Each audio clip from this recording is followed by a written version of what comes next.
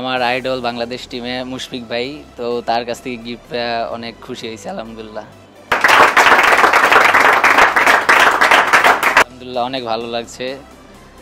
ইচ্ছা ছিল একটা ভালো ইনিংস খেলার, তো আলহামদুলিল্লাহ খেলতে পারছি। মুশফিক ভাইয়ের হয়তো বা ভালো লাগছে, এই কারণে গ্লাভসটি উপহার পাইছি। আলহামদুলিল্লাহ এটা আর কি টিম কম্বিনেশন। আমরা এক মাস প্রায় রোজার মাস থেকে আমরা প্র্যাকটিস করছি একসাথে, তো আর কি কম্বিনেশনটা অনেক ভালো ছিল।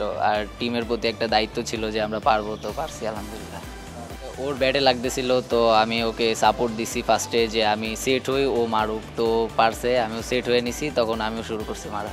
ফার্স্টে তো উইকেট আর্লি উইকেট পড়ছিল, যে 42 রানে 6টা পড়ছিল।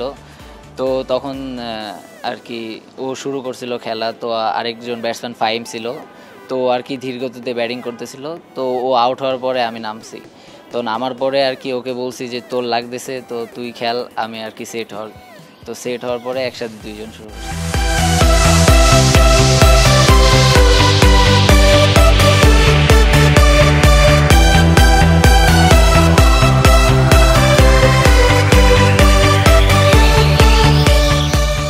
আমি বড় হয়ে মুশফিক ভাইয়ের মতো ভালো ব্যাটসম্যান হতে চাই।